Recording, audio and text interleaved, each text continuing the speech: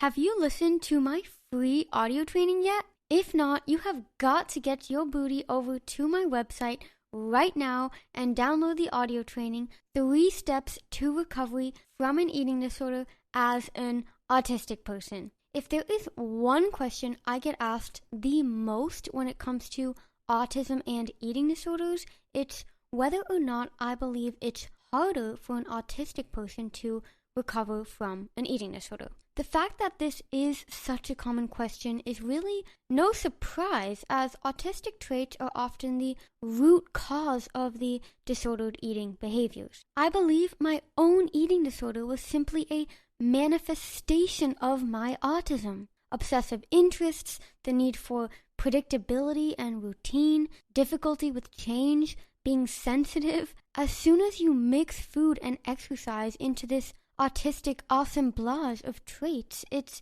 literally a recipe for an eating disorder. So then how does an autistic individual approach recovery from an eating disorder? Well, that is exactly what you will learn in my free audio training. While listening, you'll be guided through 3 simple steps to give you the clarity and confidence you need to use your autism to your advantage in recovery. It's like having a private coaching session with me on demand. To listen to the free training, all you have to do is head over to livlabelfree.com/free-audio training, and you'll be on your way to learning the skills to fully recover from an eating disorder as an autistic person. Achieving a state of full recovery from an eating disorder will be a different journey than for someone who is not autistic, but that doesn't mean it has to be harder. I did it, which means you can too. Now, let's get back to today's episode. Gotta put one foot in front of the other, and you'll be around the corner soon. Welcome to Liv Label Free, the podcast, where you'll learn to let go of limiting labels and embrace your unique brain. As my mom says so beautifully in her song,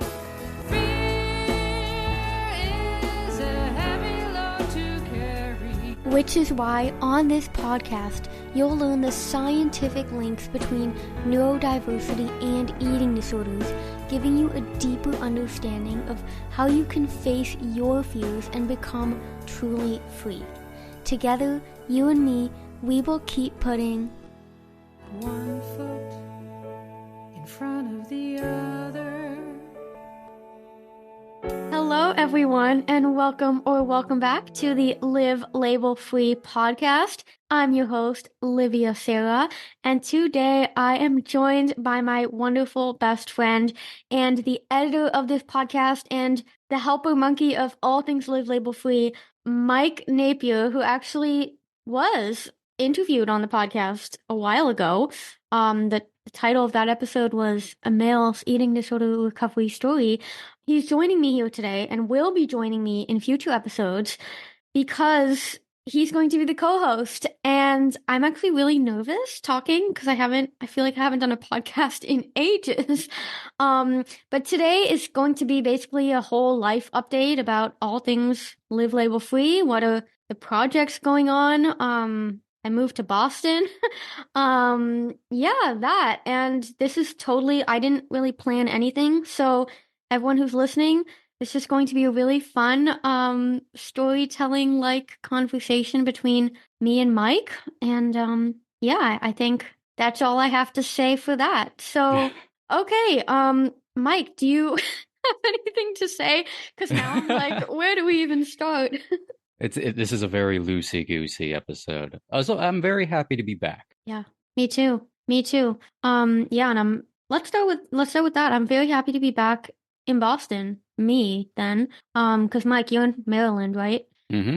Yeah, just so that everyone has context. But yeah, I think in the last episode, I'm just gonna use the last update episode as just a reference because that's pretty much what everyone knows. So yeah, I talked about, that was, I think, a few months after I came back from Bali, and I showed the horrible food poisoning story, I shared how I was just feeling very chaotic because my living situation was uncertain. I was living in the Netherlands and I literally moved like 5 times last year because I was like in Airbnbs and in like non-permanent places. Because if you're an entrepreneur in the Netherlands, and you don't have a 9 to 5 job and you can't show your monthly salary statement, it's pretty much hopeless for you to find a place to live. So that was that. I was staying in my mom's house slash cottage that she rents out. But honestly, I was not happy in the Netherlands at all. No, you Um, weren't. yeah, Mike knows. Because yeah, I mean, I grew up in the States, and I think anyone who has lived in the Netherlands and who has lived in the States knows that the cultures are like paradoxically opposite. In America, everything's always awesome and great and wonderful. And in Holland, if there's always something wrong with everything. Um, You sure you don't have that backwards? Because well, okay, I feel the difference in I'm many ways. totally stereotyping here, and of course, we can't forget that America is huge, and some states, I don't know why I use quotation marks here. Some states, have questionable views, um, which would be an understatement. Yeah, and I mean, even just like having traveled like to just like within California when I was there, like San Francisco versus like Southern California, like the difference even there in the type of people and the views and the beliefs. It's just like how can these people be part of the same country or even the same state? Yeah. Yeah, so anyways, yeah, I wasn't happy in the Netherlands. I think, you know, because I grew up here, I think there's in terms of like entrepreneurship and opportunities, I feel like if you're in a good place in the US, there's a lot more opportunities here. A lot more openness, I think, to again, this is very stereotyping, but just based off what I know and where I have lived in the States, I feel like a lot more opportunities. But anyways, yeah. So I'm back in Boston. I was in LA for the month of February, which I shared on my stories, which I have some interesting stories about because I did not like LA either. You had I- some hard times there. yeah, I mean, my some homeless guy stole my bicycle tire while I was in the grocery store for 10 minutes. And it was the weirdest thing because I went in there, it was locked. I came out. Oh my God. And then, not to mention the security guy hitting on me. Okay, Oh wait. Okay. yeah. I come out and I see that the tire has been taken off. And I immediately start having a panic attack. I'm like, what the actual fuck? Like, I was in there for 10 minutes. I run over to the security guy, which was interesting because when I walked into the store, the security guy was like he seemed like suspicious, and it's something that I have a lot of the times when I walk into like stores is that security people will like seem suspicious of me, and I didn't know what it was, but I learned that like a lot of autistic people have that experience. And I do. yeah, you do too.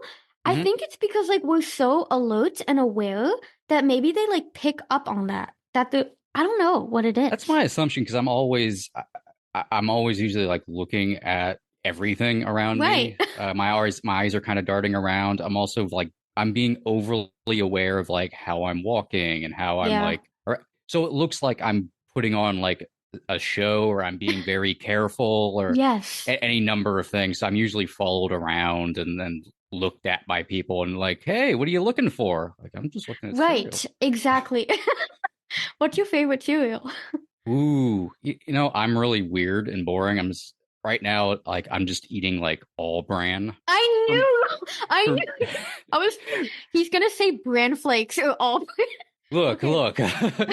Bran flakes and the things with almonds and nuts are fantastic. I will go to my grave with just like plain bran cereal and plain cornflakes and shredded wheat. I was a weird child Yeah. and an even weirder adult. Yeah, I think, you know, that's what makes us awesome.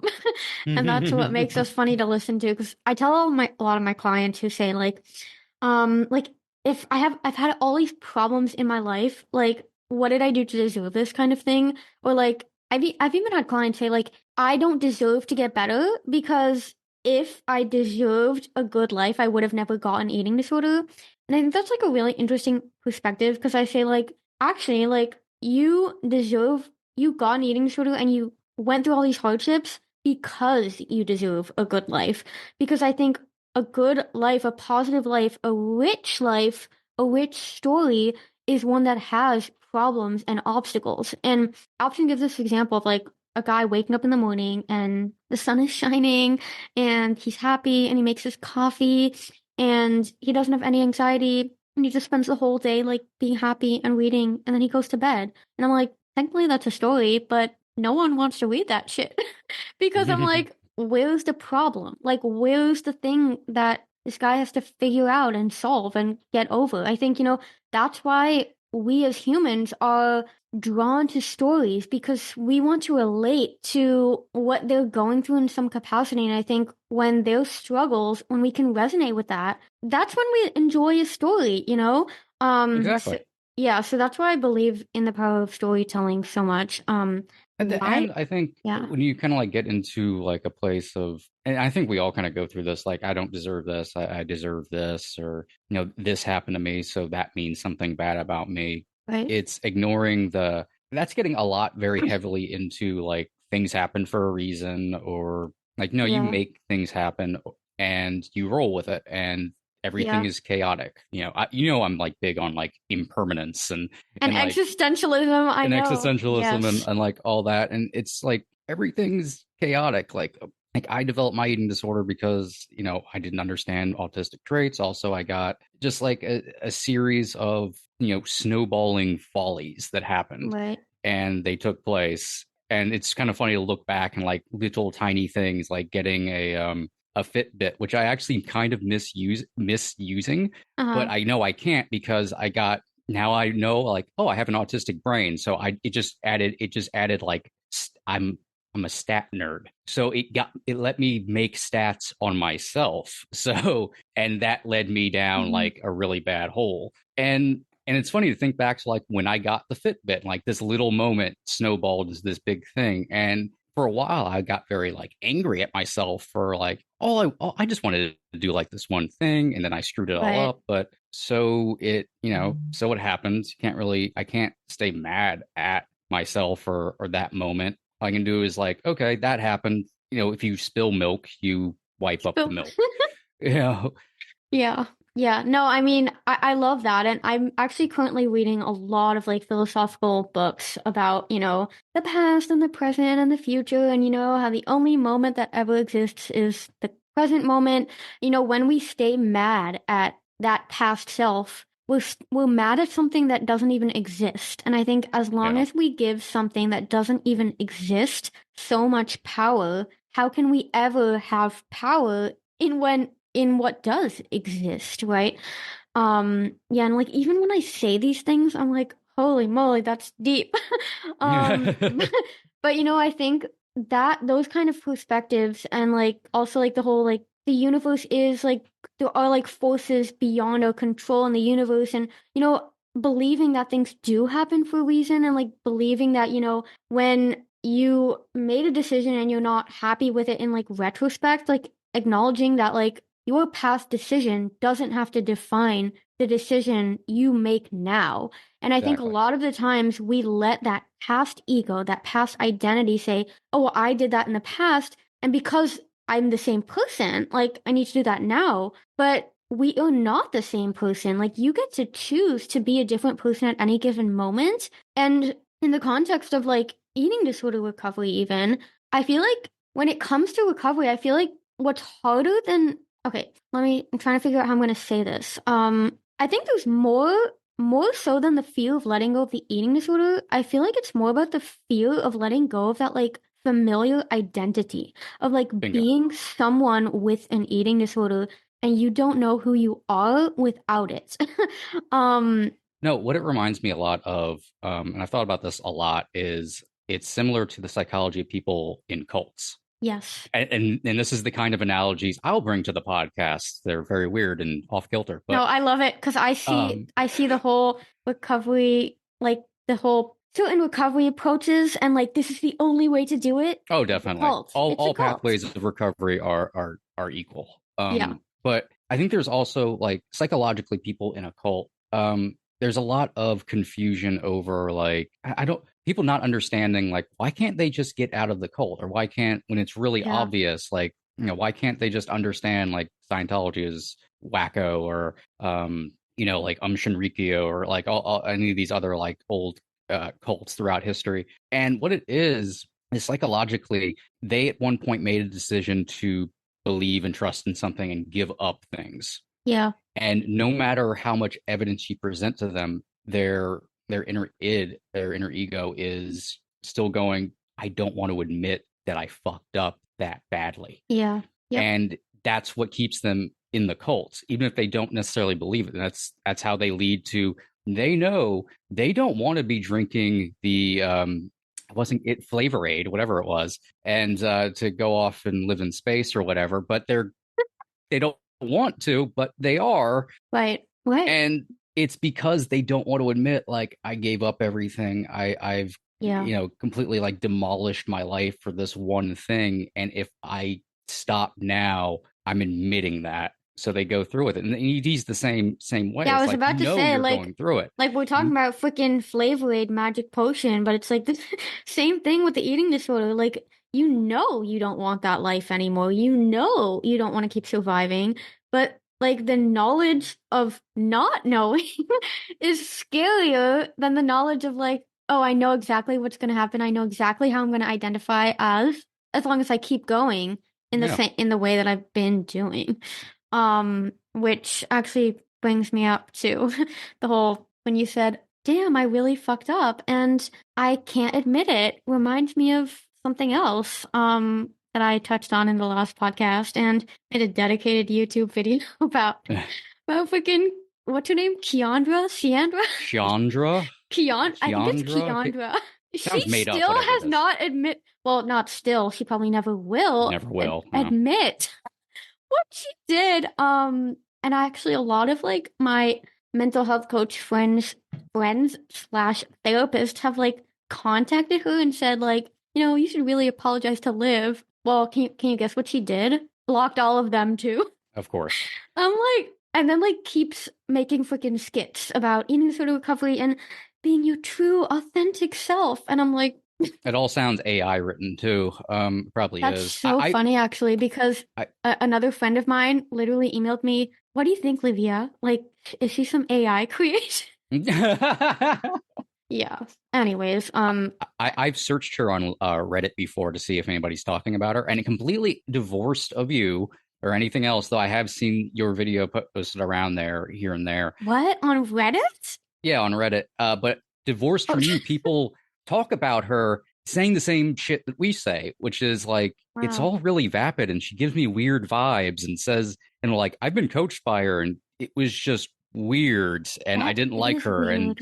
she That just is creeped me weird. out. There was a lot of people saying that they were creeped out by her. But isn't that fascinating then? Like, separate from Kiandra, that like we can see right through people. Like, and even though it's like online, like that's just fascinating to me that people get those vibes, even though they're like not even like actually physically with her. Yeah, anyways, I want to stay hanging up on her because I hear something new about her and what someone actually DM'd me. They said Keandra used to be a personal friend of mine, and she did some really bad things in her friendship, and she really has to reflect on some things in life. So just wanted to share that with you to tell you that you're not alone. Like, it was really weird, but I was like, okay. But anyways, cool validation, but you know, let's let Liv, you know, go on with her life, please. Right, because that's kind of my thing. Like, I hear something about her new every month, but I'm like, I just want to like leave this behind me because, like, again, this is like that whole idea of like you in life, like you have to choose where you direct your energy towards. And I talk a lot about like with the eating disorder too. Like, if you want to like stop being someone with an eating disorder, like stop directing your energy towards things that feed, no pun intended, the eating disorder. Because where your attention goes, energy flows, and where your energy flows, like that's who you become, I guess. all about that like abundance mindset. But yeah, anyways, we're like halfway in and we haven't even like talked about update stuff. But the This is why our business meetings never go anywhere. right. But I love this. I like literally am getting so much energy from this. But speaking of the security, going back to that LA bicycle story, I run over to the security guard and I'm like, someone stole my bicycle tire. It's not even my bicycle, it's my Airbnb host's. And I felt so bad. And he was like, wait, what? Like, and he was like he came out and he was like, what the hell? Like someone actually took it. And then this other random like guy who was like unloading stuff from the truck was like, oh my God, I saw who did it. I saw who did it. And I was like, who? And then he was like, yeah, some homeless guy just had this like tire on his shopping cart. I didn't know it was yours, otherwise I would have stopped him. And I was like, should I go after him? And then he was like, no, you don't want to get near him. He's gonna probably try and kill you. What the Whoa, hell? okay.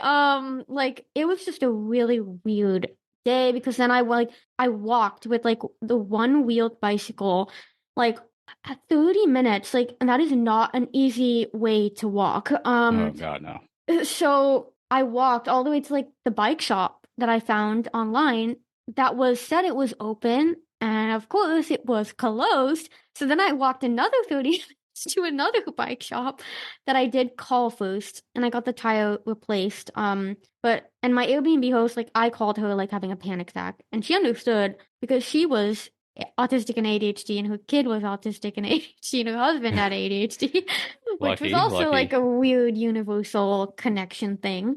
And she was like, "Oh, don't even worry. Like, I thought the bike was gonna get stolen." And I was like, "What?" And she's like, "Livia, welcome to LA." And I was like, "Okay." So yeah, that was an interesting experience. And then the next day, a drunk driver actually started yelling at me and said he was going to kill me if I didn't get off the road. So it was very, what's the word I'm looking for? Violent experience, like concentrated in 2 days. Seemingly, yeah. And honestly, I was kind of like terrified after that point and pretty much didn't leave my Airbnb for a week. And then I came to Boston. So yeah, I mean, in terms of, I feel like it's worth mentioning like book updates.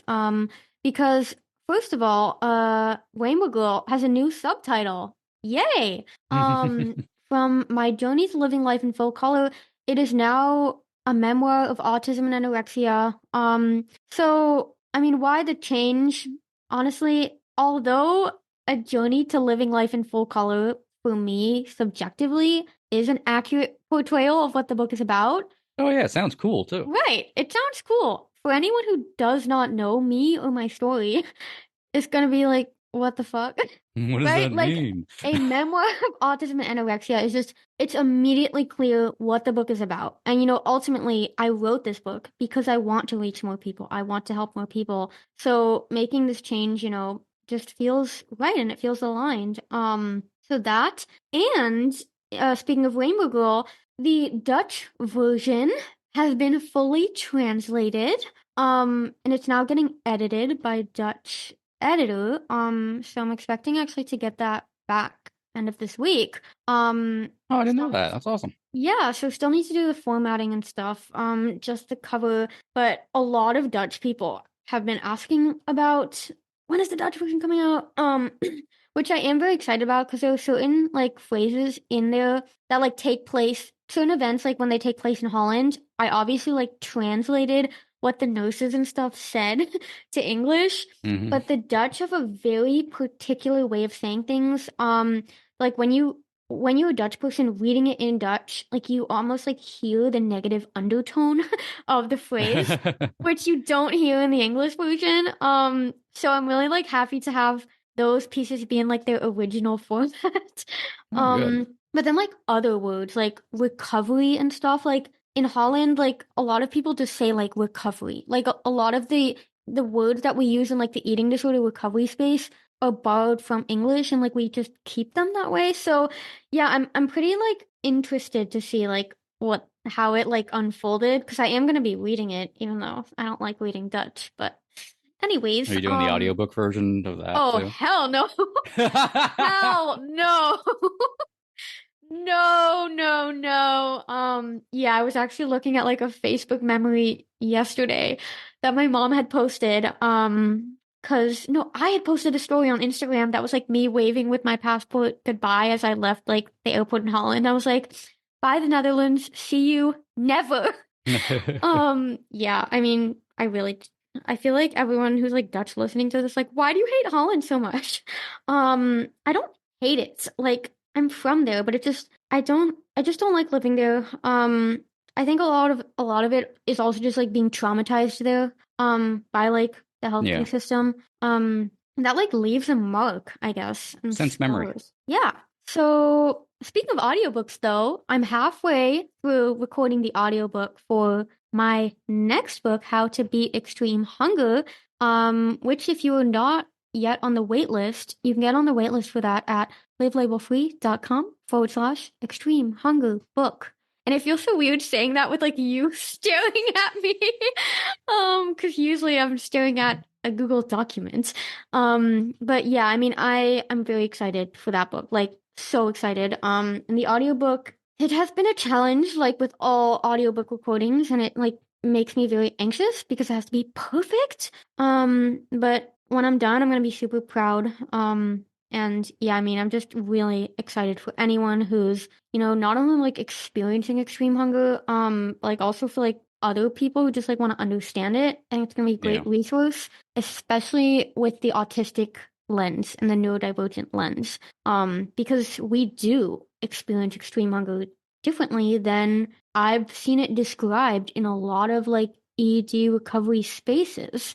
Like for me, my extreme hunger was mostly mental, and it felt like a magnet was pulling me towards the kitchen and food. And I like, it sounds like weird, but like I didn't want to leave the house because I didn't want to leave like the kitchen. Um, like I had to Yeah. be there, and it makes sense from a biological perspective, right? Like if your body has like perceived famine, like why would you leave like the safety zone of the Yeah, kitchen? exactly. So anyways, yeah, super excited about that.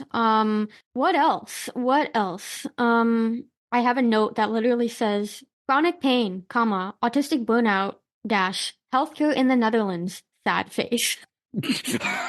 What a weird code Um, you've created. um, basically, yeah, well, basically, I don't know, I don't think I've ever talked about this before, but I had a really bad injury 4 years ago. Like, I was doing a backflip on my couch because I used to be a gymnast, but I like landed bad. And I think it was like a whiplash effect. Basically, I couldn't like move for 3 days. It was actually, I was doing the backflip for reels I was filming. Of course. Do it for the gram, right?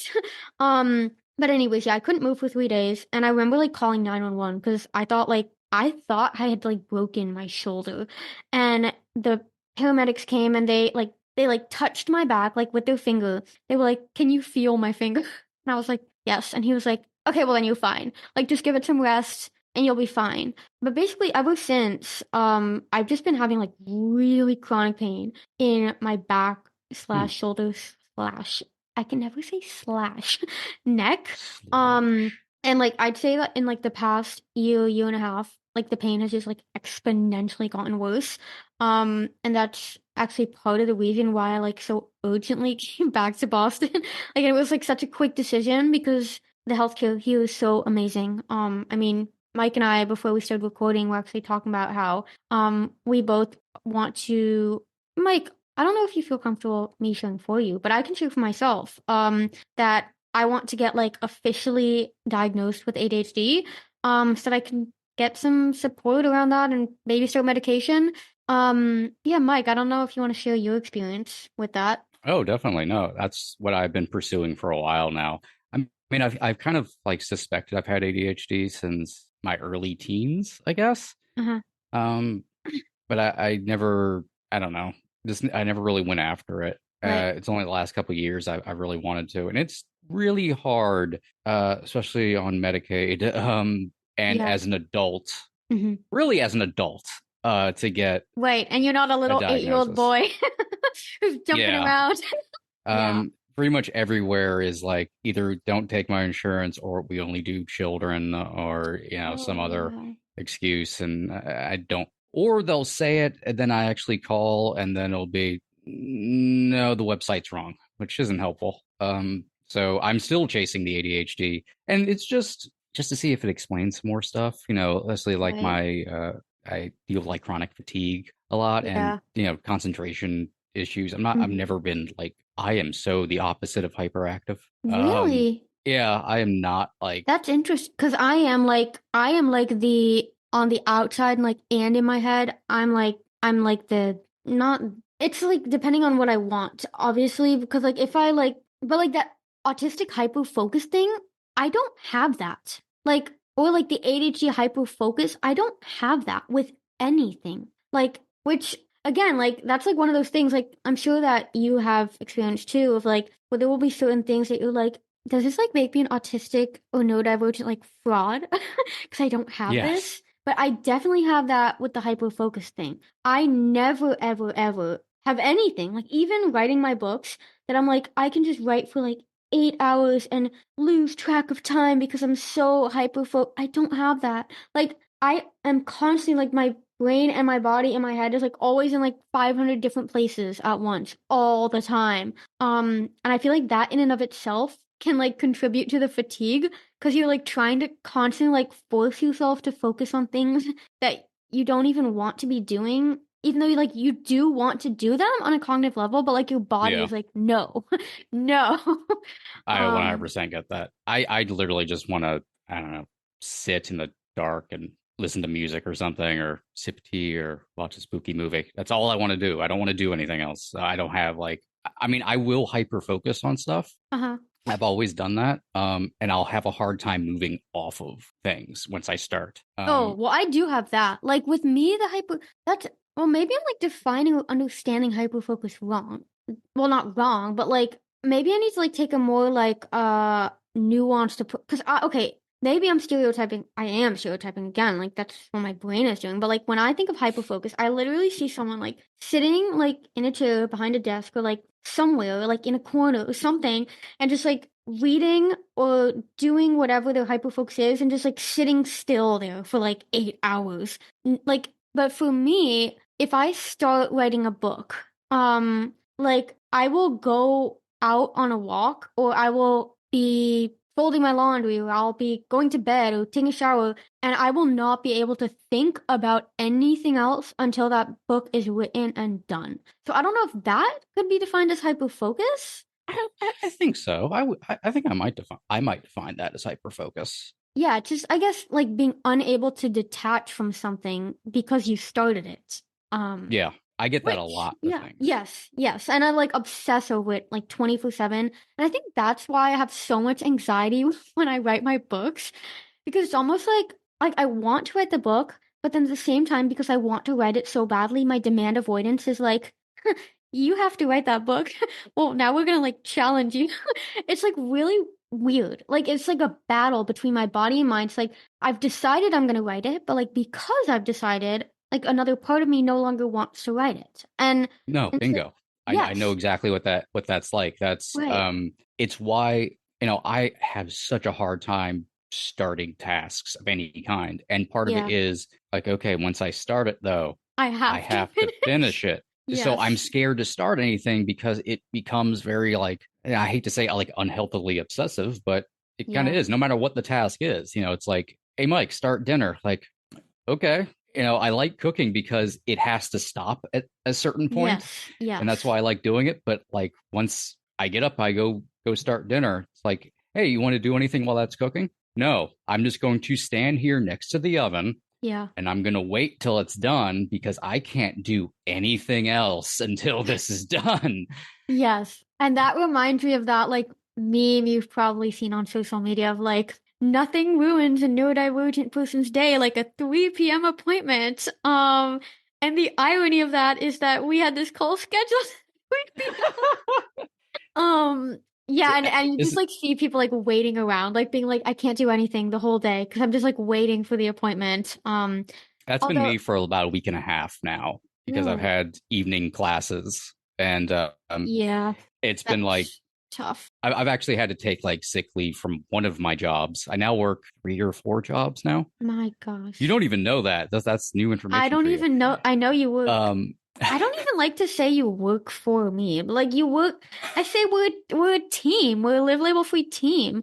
Because like I don't see like you called me your boss, and I was like, okay, that just feels like wrong. It does feel weird, yeah. But yeah, I mean, evening classes. That just sounds. Yeah, I don't have words. But I was half dead last night by the time it half ended. dead. I was just like, it was constant because it's over Zoom, so it was constantly like going into breakout rooms where they put like a couple of us into rooms for discussion. It's like a really discussion heavy class this week, and it was just like I was drained by the end of the first one because I just, even though I've been in class with these people for like a week, it's still just like I'm in that setting. Like we were just having like a casual conversation. I think I'd do a lot better.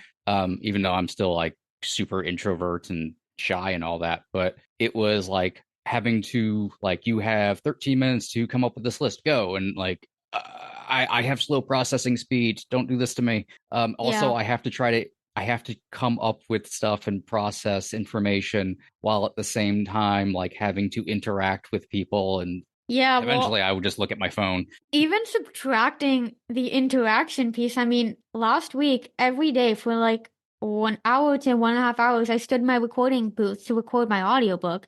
And like after that recording session, like the rest of the day, I was wiped. And I was talking to my computer screen.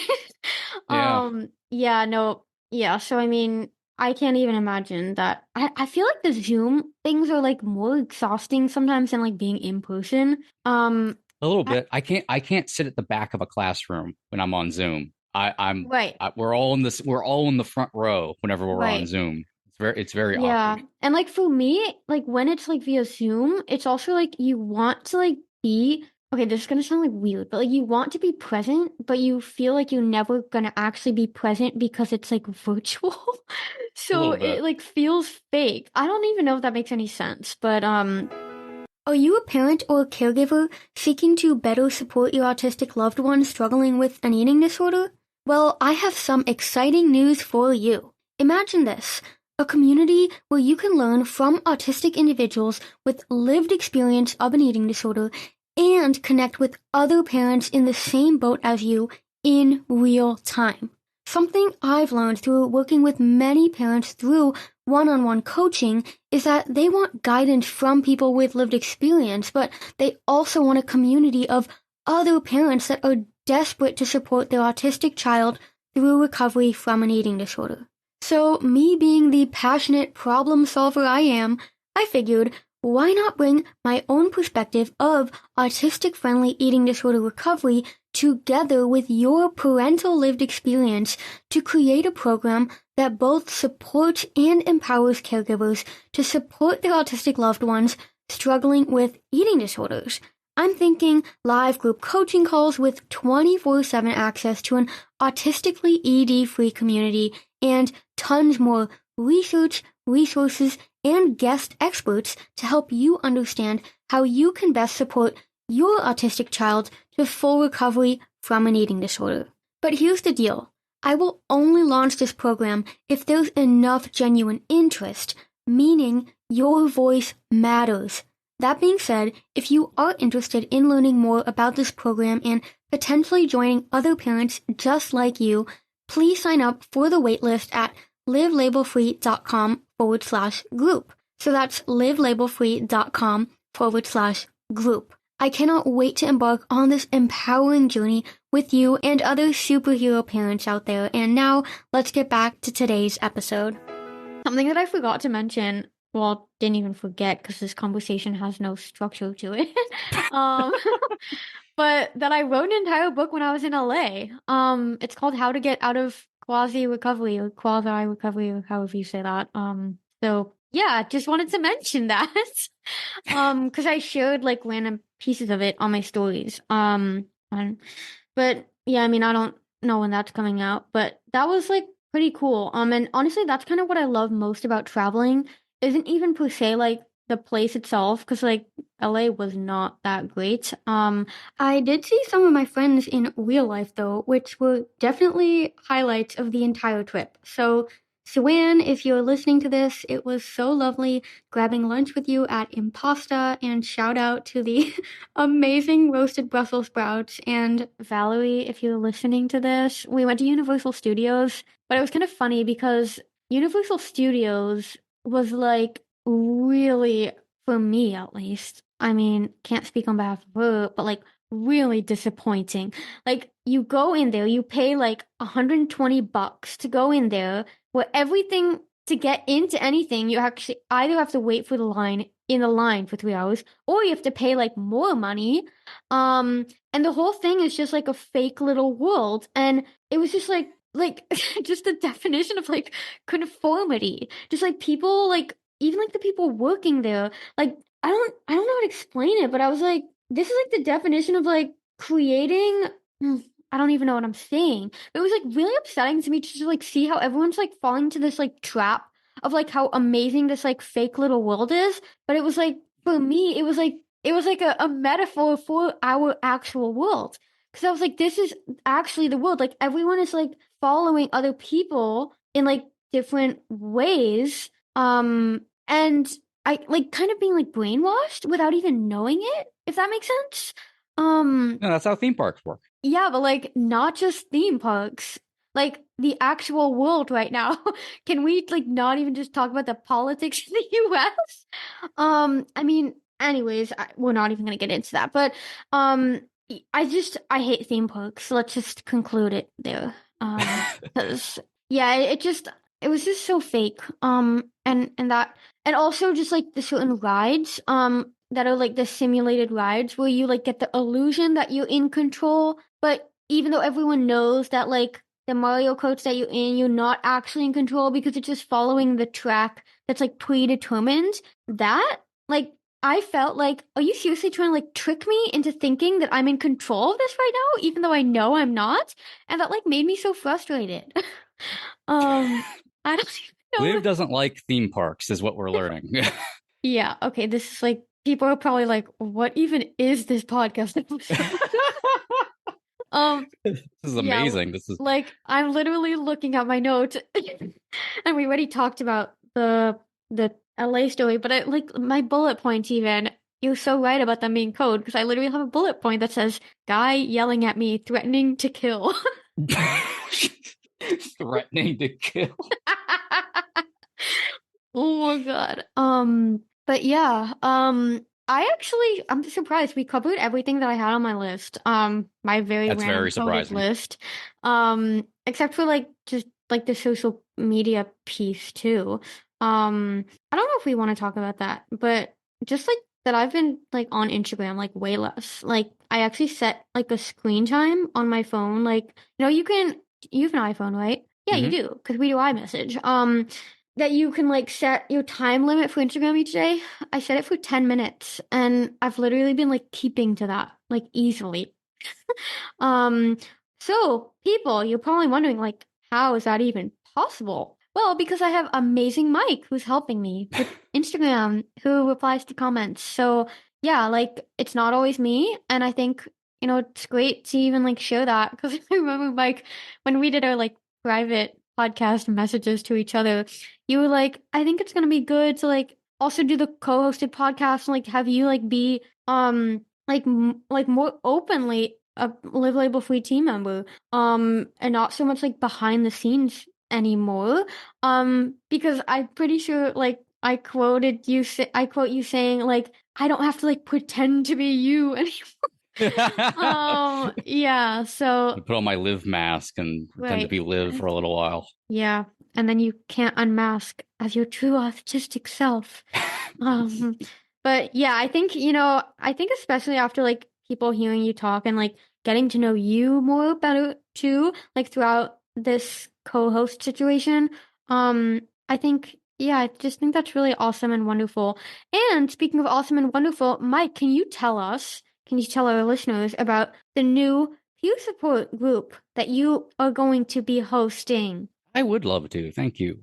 So I am hosting a support group that launches. It will launch on April 30th, which is probably this is probably be out by after that. So, so come on by. It's go to paywhatyoucanpeersupport.com. It's a nonprofit that's actually based in Canada, but it's worldwide. They have a lot of lovely support groups. The autism group is great. I love everyone there. I will be doing a support group specifically for men with eating disorders. If you identify male, please just come in and join us. Be as honest as you want. Talk about anything you want, and just I've only ever been to one other eating disorder group that was for men. This may literally be the only. That may have been literally the only other eating disorder group for men. And it was very morose because honestly, it wasn't. No offense to who was running it, but yeah. I just honestly, he could have gotten up and left, and he would have been doing the same exact job as facilitator. It was just a lot of. He looked like he wanted to cry every time he was in there, but for like no reason. Like, so it just created such like a somber mood in the room, and nothing was really going. There wasn't any conversation. Yeah. But anyway, that was me critiquing somebody else's. Not that. But I mean, like, I can, not that I'm a guy and have any insight, but like, I can totally imagine just like how frustrating that must be. Because like, you have so much hope that there's finally a group for men with eating disorders, and then it's this. And you're like, are you fucking kidding me? Like, am I this broken that like there's not even like a support group that can help? Yeah, so I think, it is just fantastic that you're going to be doing this. So, I don't know if you mentioned the time, but it's going to be on Eastern time. Eastern time, Tuesdays at 8 p.m. Later on, earlier in the evening on Tuesdays, also just like a general eating disorder group. I'll probably pop in there here and there. It's run by Elena, and great, lovely group. In each show, you might actually see me in there as well, just kind of like as a participant more so than a facilitator. But yes, pay what you can, peer support, which is in the title. If it's as much as you want it to be, which if you're not comfortable paying anything, that's fine too. If you want to leave a tip afterwards, you can. But it is in the title, so all that's important is you show up. So please just join me if you identify as male. Try to create a little bit of a community and kinship, and break the stigma of there not being any men with eating disorders, which I am very passionate about letting it be known that nope, we exist. There's nothing particularly abnormal about us. We're just like everybody else that struggles with it. And our struggles can sometimes be a little bit more unique, especially because we can be a little bit more invisible, I think. Or, in my case, incorrectly diagnosed, because even though it was only a couple years ago, a man couldn't be diagnosed as anorexic because the criteria was you would lose your period. Oh my gosh. So I was diagnosed with binge eating disorder, which kind of like the opposite, actually. So I'm just like, I have no words. Like, because I mean, again, like, I'm not a guy, so I didn't. Like, I knew you were diagnosed with binge eating disorder, but I didn't know that was why. That is just like, oh my God, like, how can we even call whatever this system is a freaking healthcare system? Okay, okay, but yeah, I mean, no, I'm just gonna stop talking. So, like, that's exactly why I wanted to do this group. Yeah, no, that's beautiful. And speaking of like unique, the fact that you also have the like autistic neurodiversity lens just makes it that much more phenomenal, because we need much more of that too. So Mike, do you have any like parting words? Because I feel like we talked about so much, and I loved this. Like, I have so like the energy I received from like talking to you and talking about everything and just having it feel so like free flowing. I am so excited for this new era of the podcast. It was good, and I don't know how we managed to fit that many topics into an hour. I think it was kind of impressive. I think it was my coded bullet points. That did help. That did help. Yeah, because I can send you a screenshot. They're very succinct. Never leave those in like the back of a cab or something. They'll think they're like bomb codes. Or... Guy yelling at me, threatening. Yeah, and then anyways, all right, thank you everyone so much for listening. Mike will be editing this episode after I send it to him. Okay, thanks for listening, everyone. Thanks, Mike, for being here, and we will talk to all of you soon. All right, bye-bye for now. Just one foot in front of the other, and you'll see around the corner soon. This podcast has been recorded by your host, Liv. This podcast has been edited by my small but mighty Liv Label free team, and the beautiful song One Foot in Front of the Other that you are now listening to was written and recorded by my beautiful mom, Louise Alexandra. I am so grateful for my team and everyone who supports Liv Label Free. Together, we are always stronger.